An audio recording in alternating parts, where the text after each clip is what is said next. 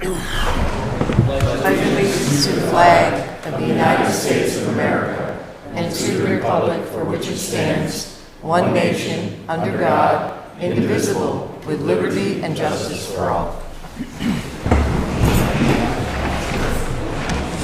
Welcome to the Monday, July 1st meeting of the Board of Aldermen. The first order of business is additions and deletions to the agenda. Do we have any additions or deletions? Attorney LaChance. There is a deletion of an executive session, the employee evaluation. Who's hearing that? So we'll remove the executive session for employee evaluation, and we'll move the other executive session to the end of the meeting. Can I get a motion to remove that? So moved. Second. All right, so we have a motion to remove one of the executive sessions for employee evaluation. It's been seconded. All those in favor? Aye. Any opposed? Motion passes. Next up is amendment and approval of the minutes of the previous meeting. Do I have a motion to approve the minutes from June 17th? Alderman McCann. Do we need to have a separate vote to move that other executive session to the end? Okay. Good. I'll move for the approval of the minutes of June 17th. Second. All right, so we have a motion to approve the minutes from June 17th. It's been seconded. Any additions or any corrections or revisions to the minutes? Seeing none, all those in favor? Aye. Any opposed? Motion passes. Next is public comment, where members of the public are invited to address the board on matters not on our agenda. Is there anyone who would... Rakowski, you mentioned you'd like to speak about something?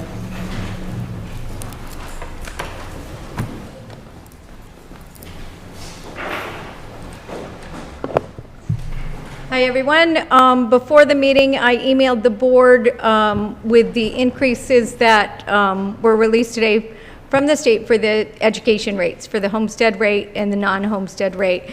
I just wanted to take the opportunity as we're getting ready on the municipal side to have that calculation. I thought it was important to get as much information out as possible.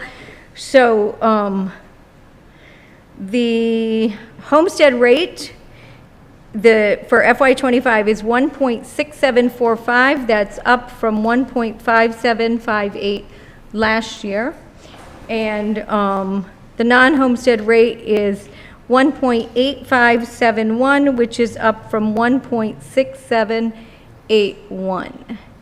So just wanted to alert folks that the increase is significant on a $150,000 assessment for the homestead rate. That's an increase of $148 a year just for the education side on the tax bill. And on the non-homestead rate on $150,000 assessment, the increase is $268. So that will...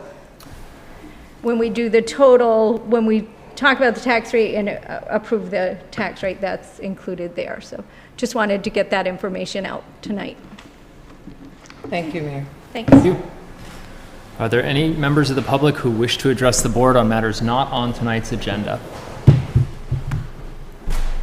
Seeing none, we'll move on to communications from the mayor. Mayor Dunges. Okay, good evening. Just a couple updates. First of all, for those of you who aren't aware, we've been having a lot of conversations around a hotel in downtown Rutland. So the governor came down to visit town. He did the legislative breakfast, which was a fantastic event. Thank you for Cedar for putting that on. After that, we went over to the hotel site. He met with the property owners. We had conversations about the old Berwick Hotel and the old dry cleaner that burnt down back in the day. The amount of effort that needs to go in to clean up that space that the property owner is looking at. They're looking at grants for that and different ways to clean that up. And then the effort that's going to go into building that space. So I know I mentioned this last time. It continues to move forward. I promised the board that I'll keep you up to date. So I just want you to know that these things continue to move forward. The property owners would like to actually start meeting with aldermen in small groups that wouldn't constitute a quorum to kind of go over the vision and the plan and what they're looking at doing. So we'll be reaching out to try to set up those meetings on behalf of them. We talked last meeting, and it's been discussed in the Herald recently about the event that's going to be happening the week of July 18th at the fairgrounds. Just want to keep you aware that our police department is working with the other public safety organizations around town to make sure that we're prepared for the influx of people coming to town and any potential side effects of that. The transitional housing piece that I've been talking about for about a year. So just to give you a quick refresher, about a year ago, Chris Winters had requested proposals for sheltering options and housing options to kind of combat and alleviate some of the challenges that we have with people being housed in the hotels. That discussion has extended quite far, and with the latest legislation, I believe House Bill 883, the legislature set aside about $10 million to work on housing solutions that are outside of the hotel scope. That discussion has now gotten to a point where the Housing Trust and Community Care Network, along with us sitting there through conversations, are looking to apply for grant funding to do something that's very specific to Rutland. So the state's been looking for emergency sheltering specifically. Rutland, we've been talking about not overnight emergency sheltering, but we've been very much talking about this transitional housing where it's a longer term solution. There are services in place, and those wraparound services are critically important, some of those components. So we're having that conversation still. So as the state has requested an emergency sheltering option, we've come back and said, hey, we're going to respond to this, mainly the Housing Trust and Community Care, but we're going to respond to this with a bigger solution that's a longer term vision and not just this short term solution. So we're working on and through that and having a deeper conversation about that. I'm going to pause there. Any questions on any of that so far? Okay, great. Just want to touch on union negotiations for a second. Union negotiations have started with the DPW union. They're going well so far. We have our next meeting tomorrow, so we're moving through that. And we have started scheduling the union negotiations with the police department. As I said before, they have switched unions. We've gotten to a place where we can start scheduling now, so we're moving forward with that bit by bit. I'll keep you up to date as those negotiations move on. Can I ask a question, Absolutely. if I may, please? Who is the negotiating team? For the city? Yes. So it's myself, Attorney LaChance is our head negotiator, myself, and Commissioner Protovansky. And then as we move through these different parts of the contract, we'll bring in different department heads or Ellen from HR to address certain concerns Right. we're working through. Thank you. You're welcome. If I may, just an additional question. I understand there's an RFP for a consultant, to bring in a consultant for that. I'm just wondering what may have transpired or what happened with that. Sure, we put that out to bid. We received responses based on the cost of the response and decided not to proceed with hiring a consultant to work on this for us. Just cost was higher than expected, and we've been able to get feedback from different entities without a cost associated to it, so we moved forward on that negotiation. That doesn't mean that for PD we might not use a consultant. We may put it back out to bid, or depending on the situation we run into, we may contract the consultant to bid for that particular piece. So is there, I don't know what the situation is with like Matt Bloomer. Do we still have a retention or a retainer for him to be assisting possibly Attorney LaChance? Yes, so I can answer that if I may. We are still working with the firm that former City Attorney Bloomer left to Stitzel, Page and Fletcher.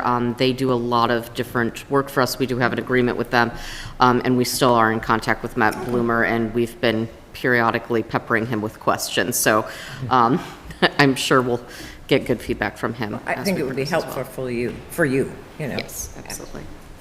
Great. Any other questions on that? Awesome. So the Rutland City Police Department did their award ceremony last week. It was very nice to see our officers get accolades for the hard work they put in over the years. There was a very nice ceremony, and it went quite well.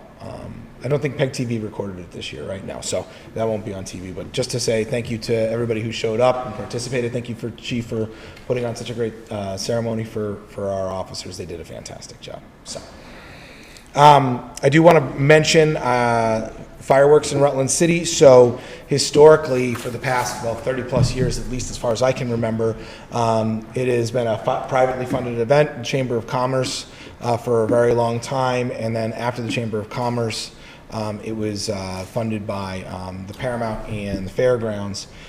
This year, because of the cost, fireworks were not funded, so there are no Rutland City fireworks this year. With that, I think it might be worth having a discussion amongst our board, if that's something that we want to do, or if we want to seek donations, or if we want to have a conversation about how do we go around, maybe we organize and find other ways to pay, but I think it's worth having that discussion as a city, now that it seems that the private entities don't want to be doing this at the moment. So if the board so pleases, I'd like to refer the conversation of city fireworks celebration to committee. I'll move to refer to recreation. Second. All right, so we have a motion to refer potential future 4th of July fireworks to the Recreation Committee. It's been seconded. Discussion or debate on the referral? So, Alderwoman do we Davis. know, I mean, the chambers, you're right, did it for many, many years. Was it just a cost, or was it, what became the issue? I think when it transferred to the Paramount was because the Paramount and the Fairgrounds established a relationship with the movies they were having down there, and it just made sense to roll that in. Yeah, the cost is more than doubled for fireworks. And, when we were looking at essentially what used to be $6,500 to $8,500, and now we're upwards of, I think it's $12,000, $13,000, $14,000, depending on the length of show and what type of fireworks you want. It's become a big expense. So making sure that we have a way to do it would be great, and finding a way to pay for it would be even better. So. All right, any additional discussion or debate on the referral of potential future fireworks display to the Recreation Committee? All those in favor? Aye. Any opposed? Motion passes. Great. And we have two different contracts that are kind of coming up for renewal, and we're looking to potentially move to different vendors with both of these. So the first one is our IT services. So we've been with Tech Group for 2 years. We'd like to evaluate going in a different direction for multiple reasons. So if it so pleases the board, I'd like to refer an RFP for IT services to the General Committee. So moved. All right, so we have a motion to refer discussion of IT services to General Committee. It's been seconded. Discussion or debate on the referral? Seeing none, all those in favor? Aye. Any opposed? Motion passes. Great. And then in the same vein, our website maintenance and management. We've had a maintainer that's been running it for a couple of years. I'd like to move in a different direction. Also set up, maybe more of a relationship where that crew can keep it up to date, actually patch the site and bring it up to snuff from a functionality standpoint. So I'd also like to, and there's money in different funds to do this, but we need to put that out to RFP as well. So I'd like to refer website maintenance and management to the General Committee as well, if possible. So moved. Second. All right, so we have a motion to refer website maintenance and management to General Committee. It's been seconded. Discussion or debate on the referral? Seeing none, all those in favor? Aye. Any opposed? Motion passes. And that is it for me tonight. Thank you very much. Thank you very much. Next, we have consideration of special event permit requests. First up is a special event permit request for the Rutland Area Out of Darkness Walk to be held on September 7th. There's a copy of the permit application on pages 1 to 2 of your packet. Good evening. My name is Anisha Delory. This is Jenna Baird, and we are members of the American Foundation for Suicide Prevention Rutland Committee. AFSP is a national nonprofit organization whose main goal is to prevent suicide. Here in Rutland County, we attend events such as Friday Night Live, the Pride Festival, Chittenden Day, Climb Out of Darkness by Rutland Regional, and the Halloween Parade to reach out to people to connect them with resources that help prevent suicide. At all of these events, as well as the walk, we are approached by others thanking us for being there. Some have lost someone, and others are struggling with their own mental health. It's an indication that we are making a difference by being seen. The Out of the Darkness Walk is our fundraiser so that we have the materials to attend these events and so that we can provide free trainings to local groups and businesses on suicide prevention. The walk is an opportunity for others that have been affected by suicide to come together and know that they are not alone. This year, we have an approximate 2-mile route around the city, which provides an opportunity to get out our message to the public in a way that is different than a tabled event. Maybe reaching someone that stopped at a spotlight stoplight while we're trying to cross, or driving by us and reading our signs. Thank you for the opportunity to speak about this important event, and if anyone has any questions, we can be happy to try to answer them. Alderman Gillum? Move to take the matter up tonight. Second. Move to suspend the rules? Yep. Thank you. All right, that's been seconded. Any discussion or debate on suspending the rules? Seeing none, all those in favor? Aye. Any opposed? Motion passes. Move to approve the Rutland area Out of Darkness Walk on September 7th, 2024. Second. All right, motion to approve the special event permit request for Rutland area Out of Darkness Walk. It's been seconded. Discussion or debate on the approval? Seeing none, all those in favor? Aye. Any opposed? Motion passes. Awesome, thank you very much. Thank you. Next is a special event permit request for 3 Friday Night Live events to be held on July 26th, August 16th, and September 6th. There's a copy of the permit application on pages 3 to 4 of your packet. Welcome. Hi, good evening. My name is Hallie Asante. I am the new Executive Director of the Downtown Rutland Partnership. Thank you for allowing me to speak tonight about Friday Night Live. Friday Night Live once again returns this summer on June 26th. Well, hopefully returns this summer on July 26th, August 16th, and September 6th. This is a free concert that is on Center Street and Merchants Row, or a part of Center Street and Merchants Row. It brings wonderful vendors and activities for children, like a bounce house and our large games that we have on display. And at 5 o'clock is when the event will begin, and then at 8 o'clock is when a headliner will start, and that is a concert. We've selected some really great bands to play this summer, including Captain Mike and the Shipwrecked, which is kind of a Jimmy Buffett themed experience. And then we also have Zach Nugent, a Vermont band, for like a Grateful Dead set, as well as Foreigner's Journey, which is a 80s mashup in September. So some really great bands that we've hopefully will have this summer. And once again, it's going to be from 5 to 10 p.m. and the setup will be similar as we've had in previous years. I believe this is our 16th year of having this event for the city. Many of you will probably have attended or be very familiar with Friday Night Live. And as the woman who spoke before me, having tables and spaces for nonprofits in our community to share about their work is something that is important as part of our event. So we also have other partners and nonprofits who will be there, including like the Rutland Garden Club and other organizations. So thank you for your time and thank you for your consideration. Alderman McClure? I'll move to suspend the rules. Second. All right, so we have a motion to suspend the rules. It's been seconded. All those in favor? Aye. Any opposed? Motion passes. And I'll move for the approval of all 3 event permits for Friday Night Live 2024 on July 26th, August 16th, and September 6th. Second. All right, so we have a motion to approve the special event permit request for Friday Night Live. It's been seconded. Any discussion or debate on the approval? Alderwoman McClure. I just have some questions about your trash mitigation plans for the event. This seems to have been a reoccurring sort of theme this year, and I just wanted to know what the DRP kind of had planned to help with that. Sure, we'll be having an outside waste company bring in trash cans that we'll bring out for the event, and they'll be picked up after the event. Awesome, thank you. Great. Any additional discussion or questions? Seeing none, all those in favor? Aye. Any opposed? Motion passes. Thank you. Thank you so much. Up third is a special event permit request for Art in the Park to be held on August 10th and 11th and October 12th and 13th. There's a copy of the permit application on pages 5 to 6. Welcome. Hi, I'm Sherry Burkheimer-Rooker, Executive Director of the Chaffee Art Center, your Center for Creativity. It's interesting, this is my 43rd Art in the Park coordinating, and I'm thinking, I've been here, how many times have I been here? In the 90s I was here. It's so great. As you said, August 10th and 11th, October 12th and 13th. I don't know if everyone is familiar. This is our 63rd year of doing Art in the Park. And we love doing it in the Main Street Park. Tyler and I have had lots of conversations, and Kim at the Rec, because I know that there's some work to be done. We'll figure it out. Years ago, I had to coordinate the art in the park when we had things happening in the park. They had fenced off part of it, and we just reconfigured how they were. I reserved the four parks, because there's 4 Main Street parks. I don't know if you know that. 1, 2, 3, 4. The first one is the gazebo one.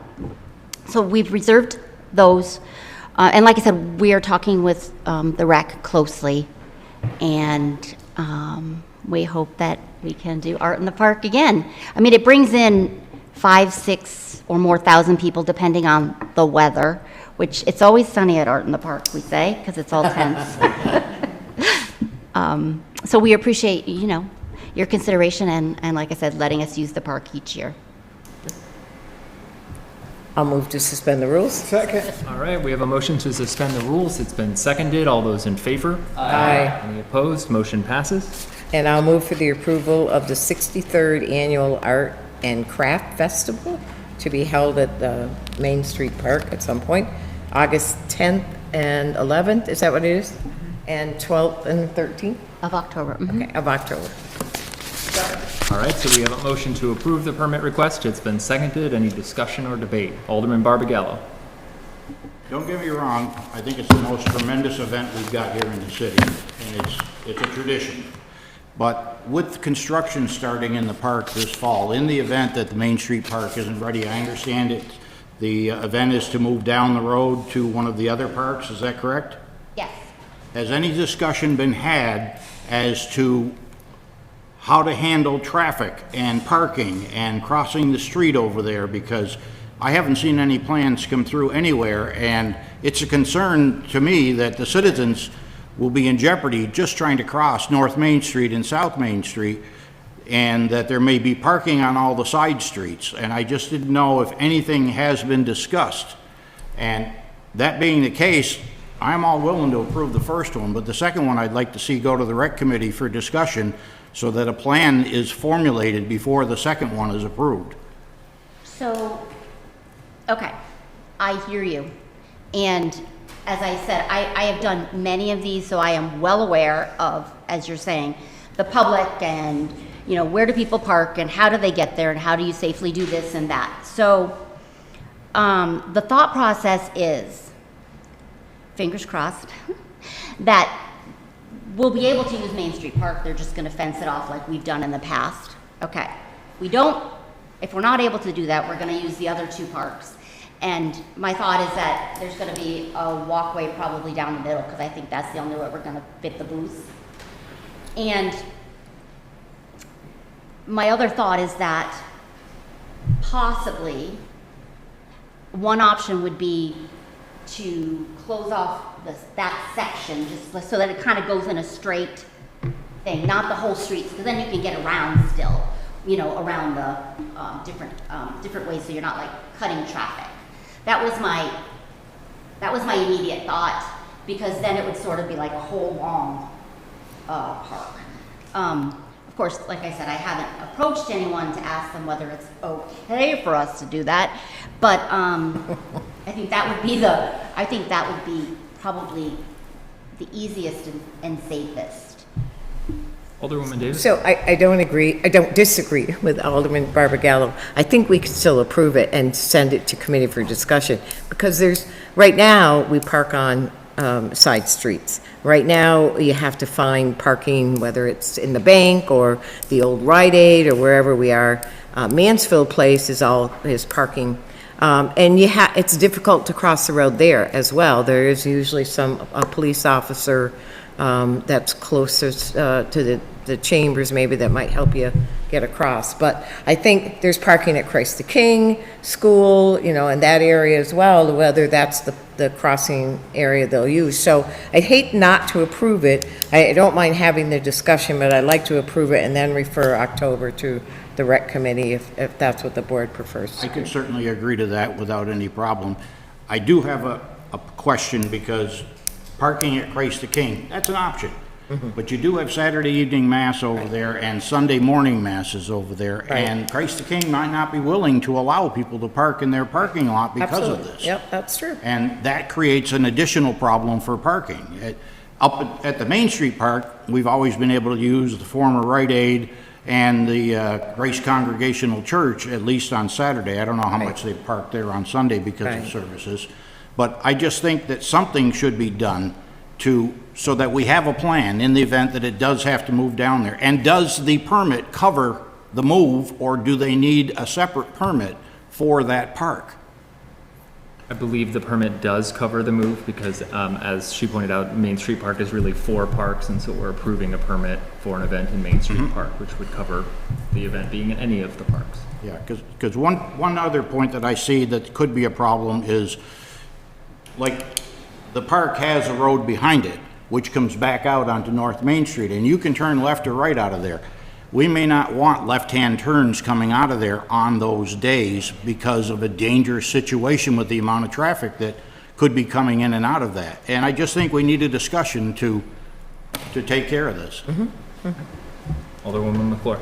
I'm unsure if Alderman Barbagallo has this on the floor as an official motion, but I would second the motion. Motion on the floor is approval of the permit. Understood. Understood. And I'm in agreement to approve the permit, subject to discussion. You may not know this as well, and I want to also invite you guys all to come to see the Chaffee Art Center, because we've done a lot there. But anyway, we do work with a lot of people for parking and try to reserve parking areas like the credit union. Right now, when people come to Art in the Park, because there's not a lot of parking around the Main Street #1 park, people park all over the place. This isn't like something new. They're used to doing this because this is what we've been doing for 63 years. And I'm always looking for other places, like, you know, Steve Wilk does let us use that. The credit union does let us use theirs. The Chaffee behind the Chaffee. The Dana School, the Gene Colas usually let us use. There's different places that, you know, the Grand Union lets us use the parking lot way behind there for the exhibitors so that they're not parking in the other places. So we do focus on that as part of our plan for the, you know, the shows. Very good. All right, so the motion on the floor is to approve the special event permit request for Art in the Park. It has been seconded. Any additional discussion or debate? Seeing none, all those in favor? Aye.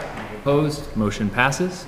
And then if I, I refer the second session of Art in the Park to the Rec Committee. second. All right, and so then we have a referral for discussion of the October 12th and 13th Art in the Park events to the Recreation Committee. It's been seconded. Any discussion or debate on the referral? Seeing none, all those in favor? Aye. Any opposed? Motion passes. Thank you. So do I, when we get closer and we know more about what's happening in the park with the construction and all that, then do I reach out? Is that what happens, or what do I do? I imagine if there is going to be an issue, you'll be in conversation with Superintendent Peters. She'll communicate with Alderman Gillum about that, who is chair of rec, and then he can schedule a meeting if we need to have one, if there needs to be a contingency plan. Okay. Yeah. And Bill, you know me, so you can reach out anytime. Yes.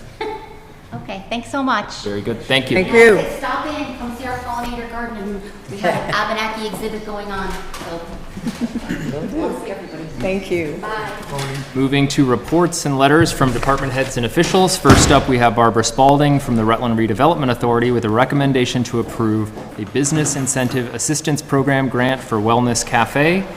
Details are on pages 9 to 14 of your packet. Good evening. This is really wobbly tonight. Jeffrey Saunders is applying for a $5,000 buy-up grant and referral to Heritage Family Credit Union for a secured loan to open a wellness cafe at 230 North Main Street, Taylor Square, in Rutland. The cafe will complement his wife's medical and wellness spa. The cafe will provide nutritious options to fast food.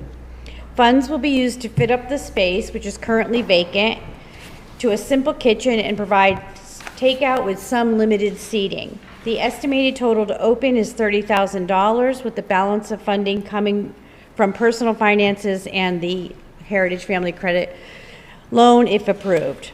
The application meets the criteria of the BIAP for a $5,000 grant, which is 20% of the business's total financial investment up to the maximum of $5,000. And there is potential for hiring and creating 4 to 6 new jobs in the future. And Jeff is here tonight to come up and answer any questions that you might have. Hi, everybody. Welcome. Good evening. Good evening. All right, so we have the request to approve. Alderwoman Davis? I'll move to suspend the rules. Second. All right, so we have a motion to suspend the rules. It's been seconded. All those in favor? Aye. Any opposed? Motion passes. And I'll move for the approval of a $5,000 buy-up grant and a referral to Heritage Family Credit Union for a secured loan to Wellness Cafe. Second. All right, so we have a motion to approve and refer. It's been seconded. Did you have a question? I do have a question. Just remind me where Taylor Square? It's right across the parking lot from where Goodwill is. Oh, okay, Yeah, all where right. the old Heritage Bank was. Oh, okay, yep, sure, thank you. Yep. Thank you. Alderman McCann? Thank you. So I know we've got a bit of information in our packet here, but I want to give you the opportunity to sort of differentiate yourself from, I think we've got 2 other businesses in town that have somewhat similar business models where it's sort of takeout, dinner sorts of things. But Okay, different than fast food. So go ahead, yeah. I'm going to focus more on wellness, so I'm going to go for the healthier version of fast food, because there's a lot of fast food restaurants in town. There's nothing on that side of town. So I'm going to do smoothies and bootables and just more health-conscious food, so that you don't get everywhere. So a lot of gluten-free, a lot of vegan, vegetarian options. Yeah. Perfect, thank you. Okay. Alderman Whitcomb? This question is probably in connection with the upcoming buyout you're going to hear it after you. I'm curious, I'm very fascinated by this and the potential synergy that's obviously going to be created between the location you're proposing and your wife. Yes. Is that right? Okay. Yes. Have you seen a model like this elsewhere, and how has it worked? If you have. I haven't. We, like, she's in the wellness as well, so we just thought the 2 things together would be a great collaboration, great way to bring people together and just create something different. So, but no, I've never seen it, so. And that's perfectly fine, which is part of what made it so intriguing. Yeah. And I reviewed the applications, but are the businesses themselves abutting? Like, are you next door neighbors? Yes. Awesome. Yes, we are. Okay. Yeah. Thank you. Yeah, thank you. Any additional questions or discussion from the board? Alderwoman McClure? I see here that there's the potential for job creation. Yes. I was just wondering what your starting wage would be. Would you be starting folks at minimum wage? Would you be starting them above? I would hope to start them a little above. It's going to depend on sales, but yeah, definitely, I want to be competitive. Awesome, thank you. Yes. Seeing no additional discussion, we have a motion to approve the $5,000 buy-up grant and referral to Heritage Family Credit Union for Wellness Cafe. All those in favor? Aye. Any opposed? Motion passes. Thank you. Thank you very much. Next up, we have Barbara again with a recommendation to approve a buy-up grant for Pure Restorative Wellness Aesthetics. You'll see details on pages 15 to 21 of your packet. Thank you. Kathleen Saunders is applying for a $5,000 buy-up grant and referral to Heritage Family Credit Union for a secured loan to open a wellness and medical spa, Pure Restorative Wellness Aesthetics, at 230 North Main Street, Taylor Square in Rutland. Kathleen has been operating out of a space at another location in Rutland Town and would like to expand her services to include a second treatment room and office space. Funds will be used to fit up the space, which is currently vacant, and to purchase equipment. The estimated costs to open include $23,000 for the fit-up and $195,000 for the equipment, for a total of $218,000. The balance of funding is coming from personal finances and the Heritage Family Credit Union loan, if approved. The application meets the criteria of the buy-up for a $5,000 grant, which is 20% of the business total investment up to a maximum of $5,000. There is also potential for creating new jobs in the future, and Kathleen is here to answer any questions. I can answer a little bit of your question. So the space we took is Heritage Family Credit Union. So Jeff took the side with the tellers, if you picture a bank, an old-fashioned bank nowadays. And so he is putting a kitchen behind where the tellers would stand. And then the front space, which is actually quite a big amount of space when you take out everything, we'll have some tables and chairs and some tables with like chargers that you can sit and do work at. So kind of think of Starbucks model. And then we put in sliding doors. We had wanted to put in bifold doors that would open up to really open up the space, but structurally it wasn't able. So we have barn doors that slide apart. And it was pretty much driven by my patient population. I have great patients, I have to say. It's been a great experience so far. And people are looking for a place for community. I think it might be a little bit COVID driven that people are ready to come back now and be with each other. People have a lot of talents to share with each other. One of my patients does like self-defense, so she's going to come do a class on self-defense in early August before girls go back to college. And they're all going to be pretty much free classes to bring in the community and to serve people's needs. So it's wellness, but it's kind of what people are looking for. We might do some on diet, nutrition, maybe some counseling kind of things, or you know, how to age well, things like that, whatever anybody is kind of asking for. People have asked me for a book club over aging books and wellness books, and to be able to sit down and talk to each other about it. So that's where it came. So I have all the offices, and right now I have 2 offices. One is outfitted because I had already started. And then a second one, I've just ordered everything for. And then I'm hoping to maybe make an education room and then a relaxation room, so that like if your kids are at dance or a soccer game or practice, that you have 30 minutes to yourself, that you can come in and like sit in a massage chair and just chill for a few minutes and get yourself together. So that's kind of how I'm using that space. Nice. Alderwoman McClure.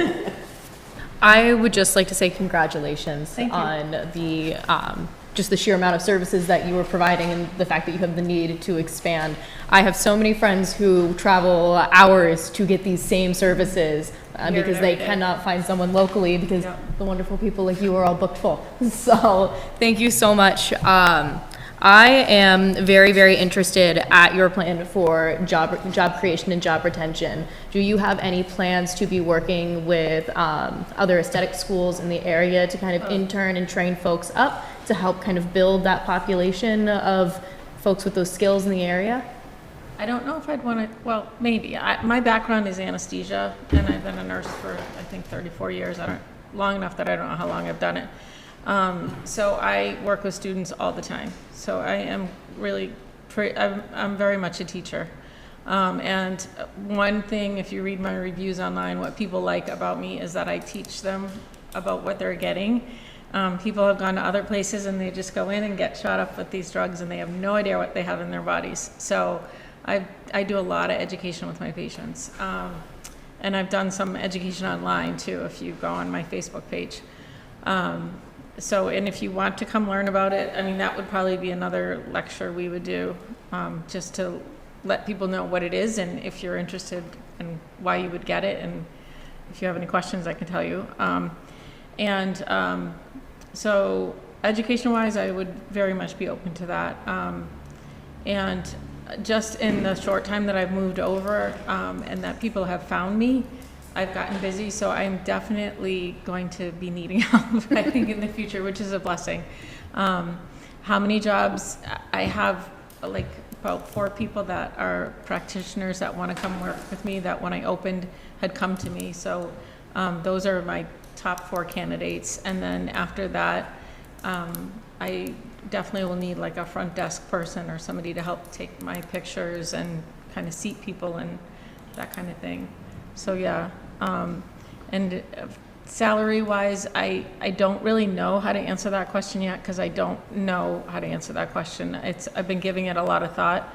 I think the front desk kind of entry-level person would probably be around minimum wage, and then from there I really have to go and delve into business laws and pay, you know, what I have to do for benefits and all the rest to follow the rules to be able to come up with numbers. Alderman Whitcomb. Move to suspend the rules. Second. All right, we have a motion to suspend the rules. It's been seconded. All those in favor? Aye. Any opposed? Motion passes. And I would move to approve the $5,000 buy-up grant and a referral to the Heritage Family Credit Union for a securitized loan for Pure Restorative Wellness Aesthetics Limited Liability Corporation. Second. All right, so we have a motion to approve and refer. It's been seconded. Any discussion or debate? Alderman McCann? Thank you.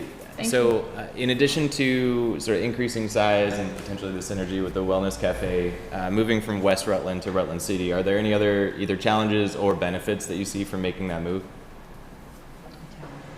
Yeah, Rutland Town to Rutland City. You mean? Or West Rutland. Opening a business in the city? Or, Yes, yeah. No, it's, my biggest challenge is that I come from a medical background, not a business background. Okay. So learning that end of things is, and Jeff has had businesses before, so he's been my right-hand man on that. And I'm usually pushing patients away. So, you know, to be patient and wait for people to find you and come in. In today's world, advertising is a totally different ballgame. So just learning lessons that way. It's been a great experience, but it's been challenging because I come from just a very different background. Gotcha. Thanks. Alderman Whitcomb? More of a comment than anything. I would say if for everything that's come before us, the buyout program, this is, to me, easily the most intriguing dual business proposal I've ever seen. And, you know, for me, it's really the understanding that this is in significant demand throughout the country. It's huge. And when we look at Rutland, we are always asking ourselves, what is it that brings people to Rutland from a distance away? This has the potential to be that. So I'm absolutely excited to see how you guys do, where it goes, what it becomes. And I would say, since you have a captive audience, and you were saying you don't necessarily have that background in marketing and advertising, now's a good time to talk. Just let us know, what are some of the services that you'll explicitly offer in this stuff?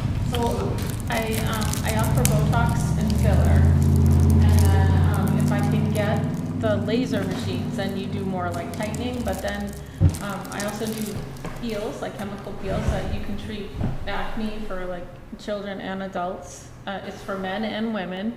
I think men are probably less apt to come in, but it's very much for men and women. It's very fascinating, and I've learned a lot. My view of it has changed even being in it. A lot of people that are in sales, like men that are in sales, will do it because the older you get, some people don't want to go with the older guy, they want to go with the younger guy. So they'll want to do it for that reason. And just a judgment that aging has with it.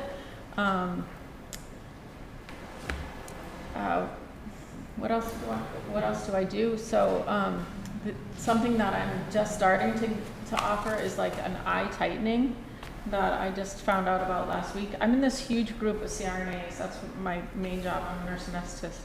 So all across the country, one girl started it and it's just spread. She gave an educational lecture to us for our regular CEUs, and then people just all started doing it because we deal with nerves all the time. So when you give Botox, you're basically retraining a nerve. So what better group of people to do it than people that are used to dealing with nerves? And a lot of us after COVID were kind of burnt out from, dealing with really sick people.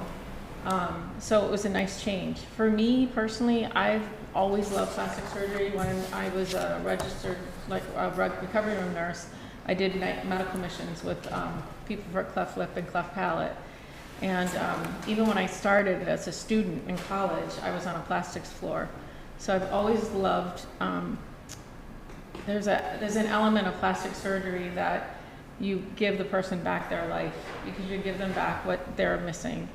It might not bother you that I look a certain way, but it might really bother somebody else. And when you transform that person, even with aging, I've seen people come in really down in the dumps, and I think like, why are you sitting down? Like, you're so lucky you're retired. Like, go golf, go do what you want to do. And they're just, really down. And I've been able to, just with a little Botox, been able to make them feel a whole lot better about themselves. You can use it structurally too. Like, I've had people that I've had like downturned mouths that have like almost like sores on their mouths that I've been able to fix that way. I had another patient who had dentures that like her face just wasn't fitting, and I was able to fix the muscles that way to help her. So it's not all like Joan Rivers kind of there's another element to it. And Botox is a fascinating drug. It's used in a lot of areas of medicine, not just your face. So it's really a cool drug that is able to be used. And so stop in. I love to talk about it. I love what I've learned, and show you my new space. It's I'm hoping it looks like the Chaffee. I have a lot of art in it. Really pretty murals, and yeah, it's coming out really nice.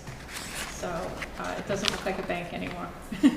Thank you so much. Yeah, we got rid of the yellow, mustard yellow, and it's very pretty. And Jeff's space is really nice too, and I think it's going to be nice. Where we came from, he worked with this woman who did catering and like a takeout type of meal place, and she also did luncheons, and it was great. Like, if you were so busy and you wanted dinner, you can go in and get like a real dinner to be, so like he's kind of a modeled that a little bit, and I think it's what people are looking for. They're kind of done running. They want to get back to just feeling healthy and good. All right. We have a motion to approve and refer on the floor. Any additional discussion or debate? Seeing none, all those in favor? Aye. Any opposed? Motion passes. Thank you. Thank you.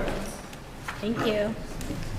Next up, we have Ed Bowe from the Rutland Redevelopment Authority to share details of municipal impacts of the recently passed H687 legislation.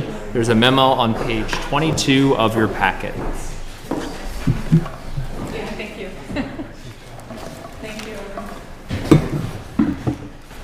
Hello, everyone. Hello. Thank you for having me tonight. I am here to talk a little bit about H687, which is a bill that became law a few weeks ago that's going to have impacts on Act 250 and housing, specifically through tax exemptions. The city of Rutland is going to have to decide at some point on the Act 250 side what areas and if we would like to allow exemptions for development from Act 250, which currently a lot of things are triggered by development in the city. So that's one decision we'd have to make. And again, this is all going towards me referring this to committee where that conversation can actually take place. And then the other side is the municipal tax exemptions, which are offered through this bill, and the city essentially would have to opt in if they want to allow housing development for a qualifying property to get a municipal exemption. Through the bill, some of these developers could already get the state education tax exemption. This would just be on the municipal side. So I think I'm looking to refer this to community and economic development, but I'm not sure. So moved. Okay. Second. All right. So we have a motion to refer discussion of H687 to Community and Economic Development. It's been seconded. Any discussion or debate? Alderman Gillum. I think you're talking about two different issues here, finances, and you're talking about exemptions. Am I correct?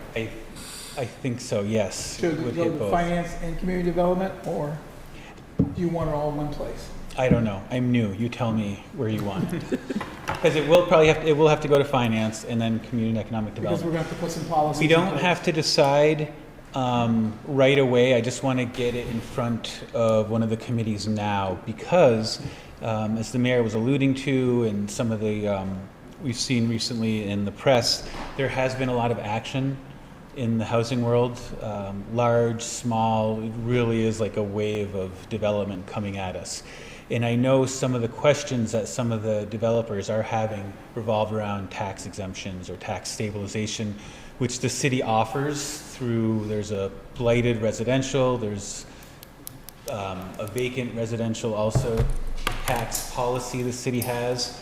And I guess rather than individual applicants coming in one at a time, because there could be a lot, this bill would actually give us the ability to have like a blanket exemption or stabilization that, you know, might make things flow smoother.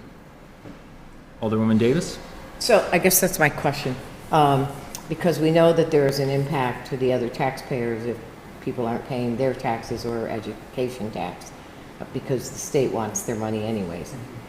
And it's true that we do. So it's not a full exemption. It could be a stabilization where you pay X amount, and then after so many years, you're at full value.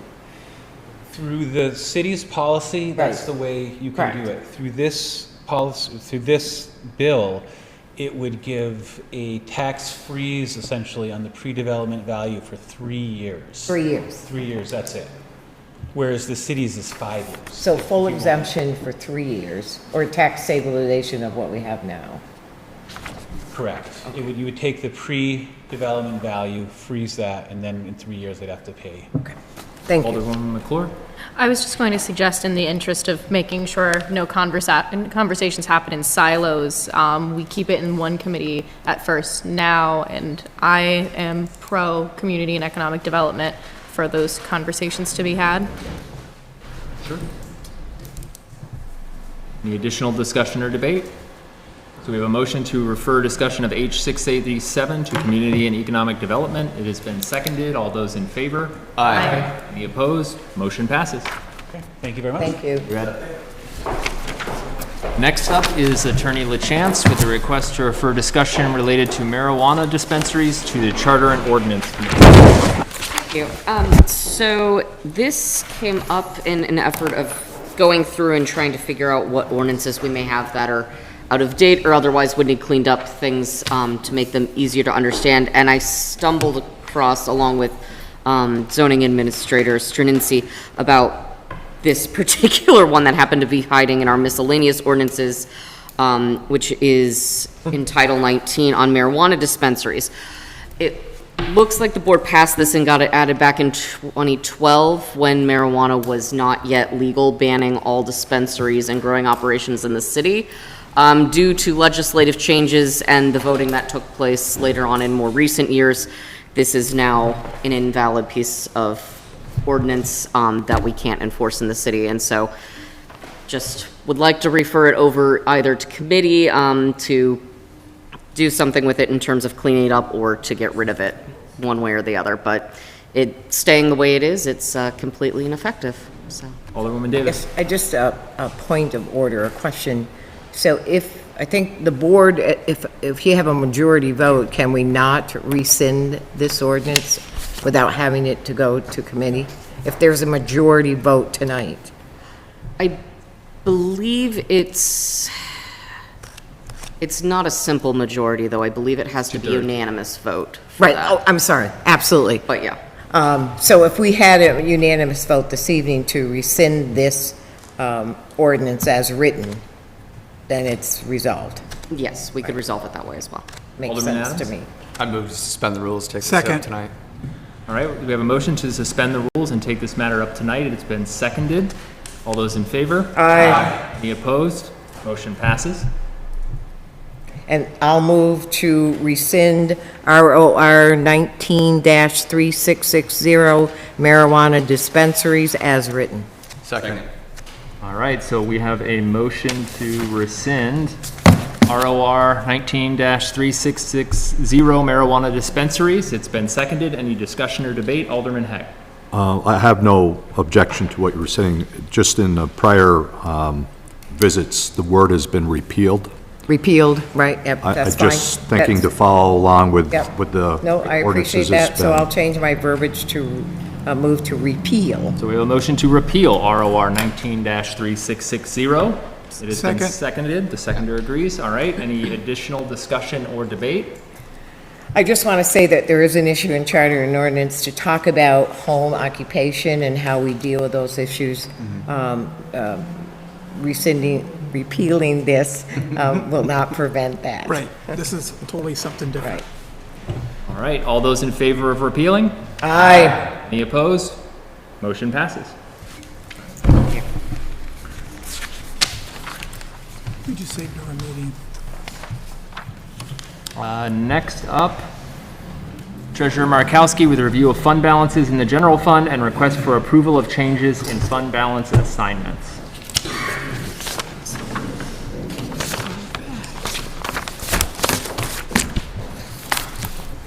Hi, everyone.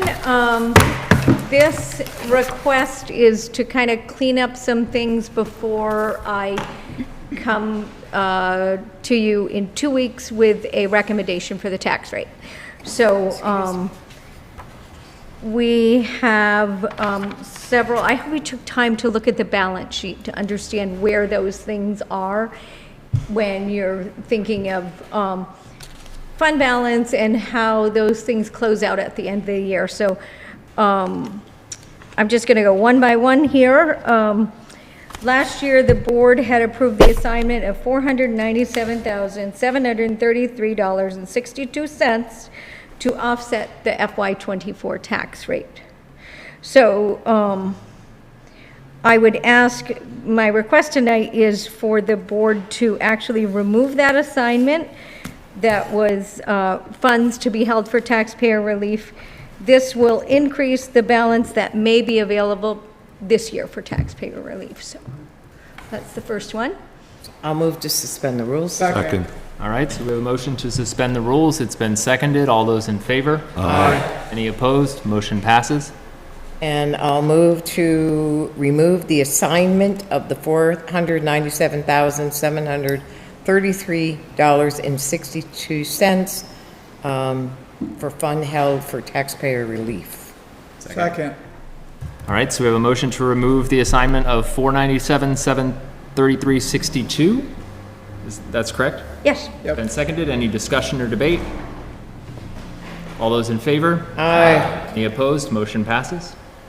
Okay, the second request that I had was regarding the assignment of $460,000 of fund balance last year for unbudgeted positions for funding in FY24.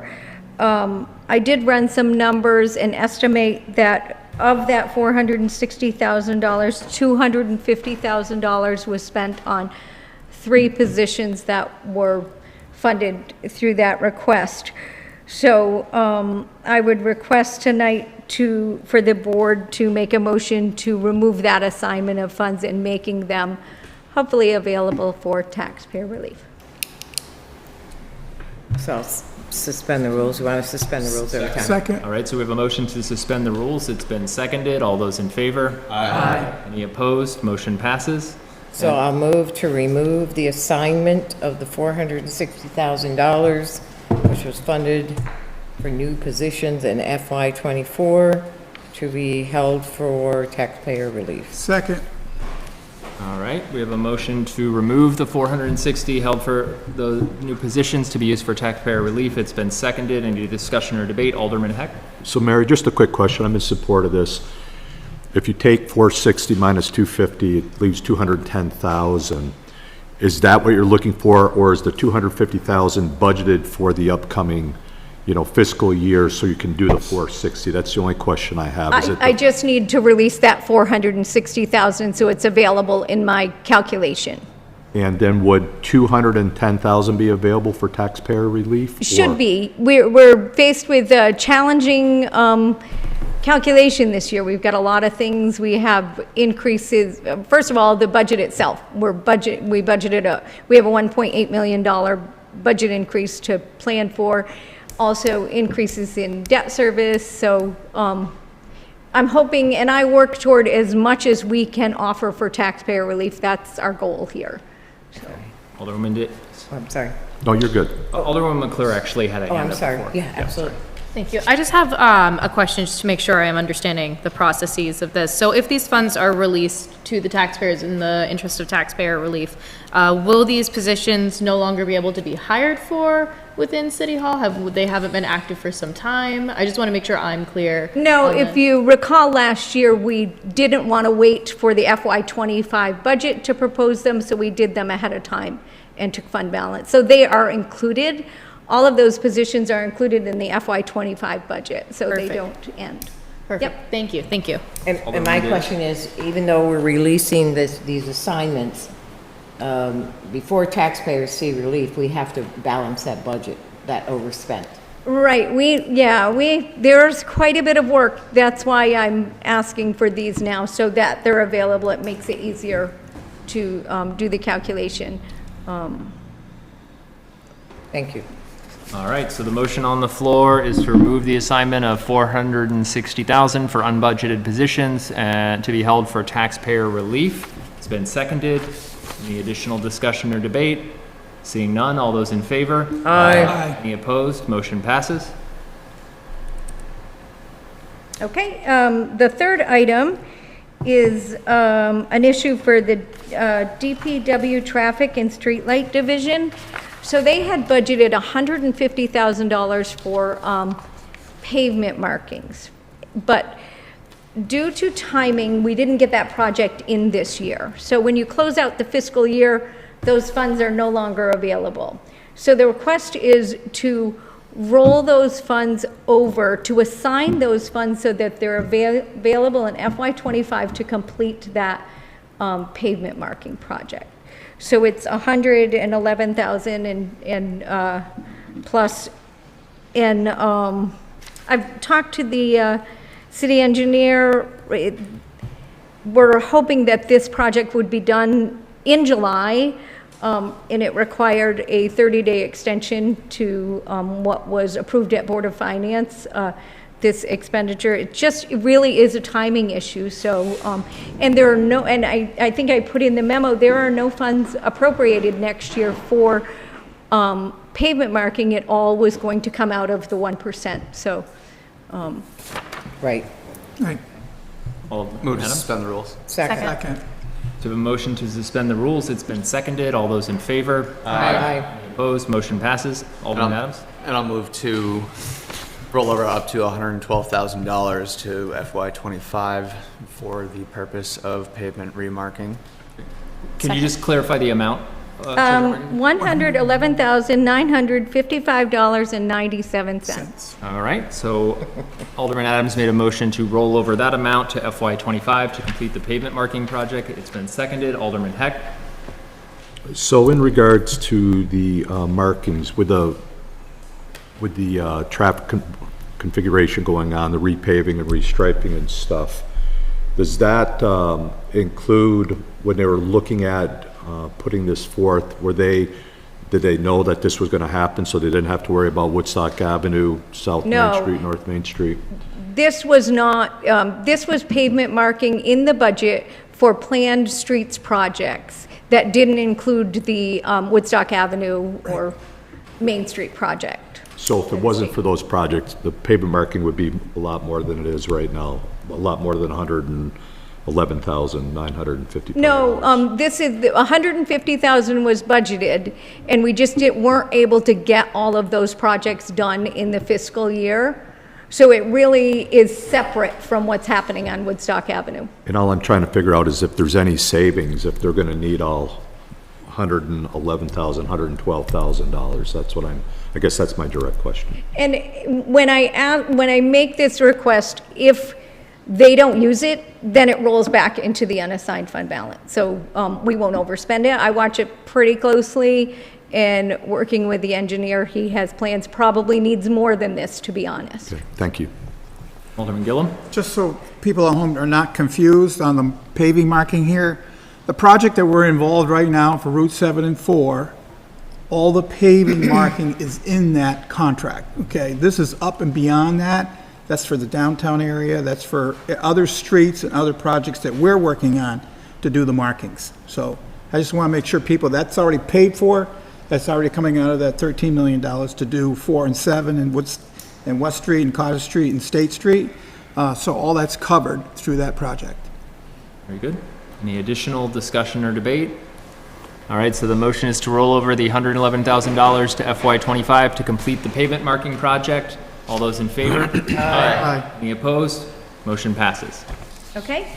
The next item that I had, and I will say that I did not reach out to departments and say, do you have any money that you want to roll over? these particular projects that I'm asking for, the pavement marking and the next one on the fire department, these departments came to me and said, how do I get this project done? I didn't plan for it in FY25. So that's why I'm making these requests. So the next one is for the fire department. They had budgeted replacement of 2 entry doors, and the doors didn't come in. We ordered them, we went through Board of Finance, went through the bid process, and they didn't come in. So the chief really watches he'll be in next week saying he overspent a line already, but $16,000 is what the cost of that project is, so I'd like to ask the board to roll that over, so it's available next year. I'll suspend the rules. Second. Motion to suspend the rules. It's been seconded. All those in favor? Aye. Any opposed? Motion passes. And I'll move for the approval to assign the funds of $16,000 to complete the project to replace the doors at the fire station. Second. All right, so we have a motion to roll over $16,000 for the replacement of the 2 fire station doors. It's been seconded. Any discussion or debate? Seeing none, all those in favor? Aye. Any opposed? Motion passes. Okay, thank you. The next one that I have is, typically we budget for construction bridge repair. Generally, at the end of the year, then we'll ask the board, any unspent money, can we roll that? It's been a funding mechanism for the bridge capital fund. So that's the request here, is to assign the $60,000 that was unspent in that expense line to go into the bridge fund. So that would be my request. Alderman McCann. Motion to suspend the rules? Second. All right, we have a motion to suspend the rules. It's been seconded. All those in favor? Aye. Any opposed? Motion passes. And I'd make a motion to assign $60,000 of the unspent balance in the bridge repair line and transfer those funds to the bridge capital fund. Second. Any discussion or debate on the motion? Seeing none, all those in favor? Aye. Any opposed? Motion passes. Okay, thank you. The next one is for funding the BIAP fund, the Business Incentive Assistance Program, and the source of funds is equal to 50% of the revenue generated from solar leases and 50% of solar tax revenue. I can't do that calculation until after we set the tax rate. But I would ask the board to consider the request to assign up to $85,000 for funding of the BIAP fund. I'll move to suspend the rules. Second. We have a motion to suspend the rules. It's been seconded. All those in favor? Aye. Any opposed? Motion passes. And I'll move to assign up to $85,000 of the fund balance to transfer to the BIAP fund. Second. Any discussion or debate on the motion? Seeing none, all those in favor? Aye. Any opposed? Motion passes. Okay, thank you. The last one, and I apologize, I should have brought this to you sooner.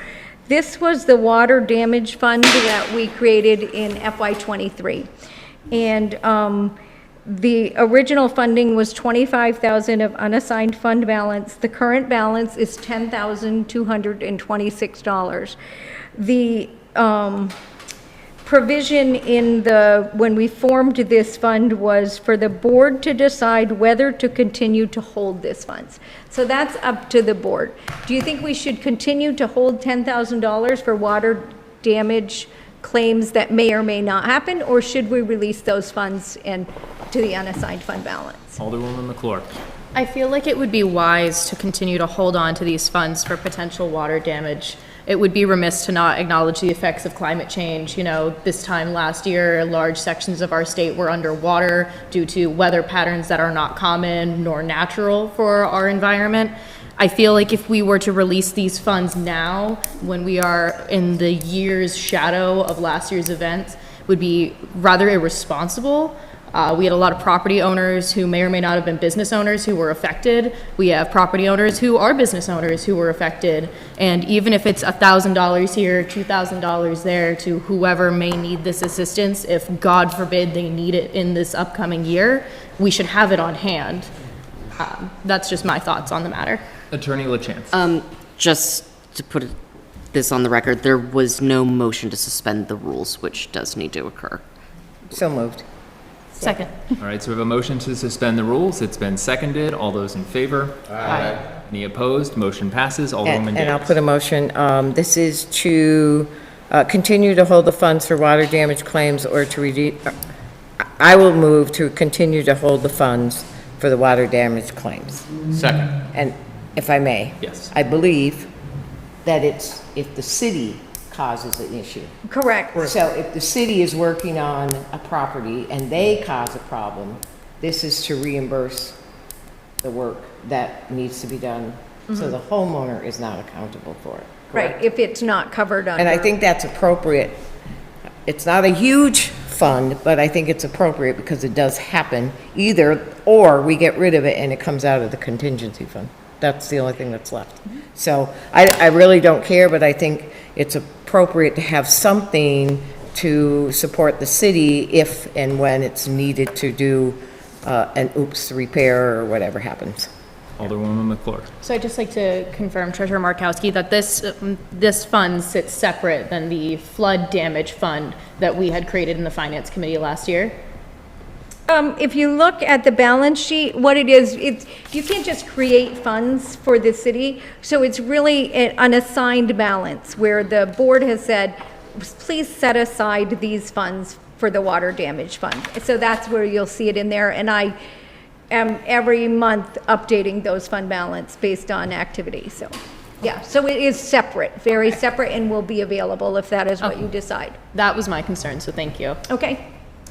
So we have a motion to continue to hold the funds for the water damage claims. Any additional discussion or debate? Seeing none, all those in favor? Aye. Any opposed? Motion passes. Okay, thank you. So just to update, what we've done here is we've released $957,000 in fund balance, and we've said, okay, we want to move that into the unassigned fund balance and possibly be available for taxpayer relief. So we did that, and then we also said we're going to do that, but we're also going to add $272,000. So that is no longer available, but that would be the buy-up and those things that we added. So then the net impact is $684,777 that goes back to the unassigned fund balance. So, and I thank you. Thank you. Let's see, moving on to reports of standing committees, we have none. Reports of representatives, we have none. Reports of select committees, we have none. Petitions, letters, miscellaneous communications, we have Administrator Strinesty with a notice of a public hearing related to an application for site plan approval adjacent to properties owned by the City of Rutland in the town of Mendon. There are documents on pages 23 to 24 of your packet. Good evening, everyone. For the record, I did request materials from Minden, but they said they have not received them yet, so I have nothing else to present. But I did get some background. Basically, the old Econo Lodge on Route 4 is being reestablished. To my understanding, it's been vacant between 8 to 10 years. So Econo Lodge will be going back in there. Essentially, the project entails improvements to the exterior structure, landscaping, parking, and lighting. The Division of Fire Safety also provided a list of required improvements, stuff like mold remediation, electrical and plumbing improvements. To my knowledge, or from what I've been told, there's going to be no expansion of the footprint or anything like that to the already existing building. But since they are reestablishing the hotel and needing to make some improvements, they need to go through the site plan review process. The city owns land directly to the west abutting the property, as well as owns lands across Route 4 to the east. So that is why we are getting notice. Should the board have any questions or concerns, I can attend the public hearing on July 8th, that's next Monday, to relay the city's concerns. Alderman Gillen? I just have one concern. The Alpine Pipeline, are they going to keep their existing allocation, or are they going to up it? From what I have been told, let's see, they did talk about that. I know they're reestablishing their water connection but I imagine they'll have to get a water allocation permit from the Department of Public Works. I can make a note and tell the administrator over there to make sure that they file an application with DPW. Perfect, thank you. Alderman Heck? So the lands that are abutting Andrew, those are watershed properties, correct? Yeah. And so, did I hear you say that you will be attending? If the board expressed any concerns or wants me to attend on behalf of the city, I can attend. So if I may, I personally have a concern. The watershed is one of the biggest jewels the city has in regards to securing the safety of that with, you know, all of the weather events that have happened with the rivers and those kind of things. I know there's been some discussion about what that hotel may end up being. I've seen some pictures of the Cortina in Rutland town, and it looks like a used parking lot with engines pulled out and gas tanks and everything else. So I do have a concern about potential runoff or filtration, chemicals entering the watershed. I think it is something that we need to just look at to make sure that we secure it as best we can. So I personally would love to see you go up there and at least express that if it's a regular hotel, I think that that's perfectly fine. But if it's going to turn into a homeless shelter, I would have concerns about how that property may be utilized in regards to what the folks may be doing in the parking lot or also off on the property itself. Yeah, and the administrator there did say that they've received assurances that it won't be put into the voucher program, but you know, you don't really know until the hotel is established and what's going to happen. So the owners of the hotel will be the same as those of the Cortina and Quality Inn, I believe. Alderman Whitcomb? I certainly share some of the concerns raised by Alderman Heck, and I'm wondering, do we need any formal motion to designate Andrew as our delegate for this meeting? I would like to see him there and asking some questions. So moved. Second. All right, so we have a motion to designate Administrator Strinesty as our representative at this public hearing. It's been seconded. Any discussion or debate? Alderman Gillum? I think to deal with Alderman Heck's issue there, I think with the Alpine pipeline, them hooking into the pipeline, there is some supervision there through the pipeline organization, and our city engineers look at that all the time. So if they decide not to be on the pipeline anymore and they decide to do a leaching field, I don't think it would work there. So I think we have them in a corner where we can control their so-called sewer going into our system, so it's not running into our park. But I do agree with you that we need to keep an eye on them because of the water resources that we have there. Alderman McCann? Do we need to suspend the rules for this motion? Yeah, we do. Motion to suspend the rules first. Second. All right, so we have a motion to suspend the rules. It's been seconded. All those in favor? Aye. Any opposed? Motion passes. And then Alderman Whitcomb, your motion was to? Designate. Motion to designate Andrew as the Rutland City delegate. Yes, to designate Administrator Strinesty as our representative at this public hearing. It was seconded by Alderman Gillum. Any additional discussion or debate on that motion? So if I may, and I'm just going to say it, at the end of the day, based upon their needs of sewer and water, I'm not quite sure if the city has the authority to state, if you are a regular hotel, we'd like to accommodate and give you both of those entities or utilities. But at the same time, if they're looking to become a homeless shelter, we may decide not to give them water and sewer. And that's just a question that I'm going to throw out there. At least we can inform them of our intent if that is an option. So without any further research on the spur of the moment here, I don't believe we can deny any business or residents sewer and water if they so request it, regardless of what type of business they are running. Even outside the city.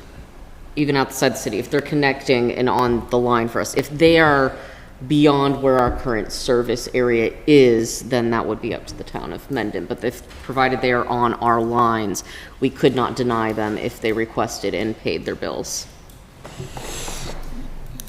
And piggyback off of that, there was a law that passed this year and then I think, or last year and expanded this year, that basically hotels that are being used, that are partaking in the general assistance program, more or less are to be still treated as hotels. So, you know, the interaction between the sewer and water allocation permits might be a little bit different, but I'm sure, I'm assuming the zoning regulations that are in effect now are really going to handcuff us in terms of what we can and cannot do. Alderman Gillum.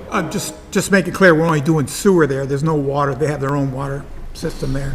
It's only sewer, and they do it through the Alpine Pipeline, which is one of our customers. So they are a customer as a whole up and down Route 4. But we do have a little say with our engineers with the Alpine on allocation. So we do have a little control there. Alderwoman Davis. So my question is, who is the owner, and do they own any other hotels in the area? Do we know? So it is in the packet. I believe Neil was the first, his first name. Yep. He was the owner of the Cortina Inn and Quality Inn.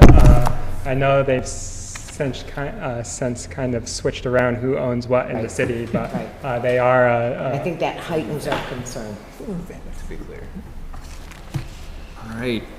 Any additional discussion? The motion on the floor is to designate Administrator Strinesty as our representative at this public hearing. All those in favor? Aye. Any opposed? Motion passes. Thank you. Thank you.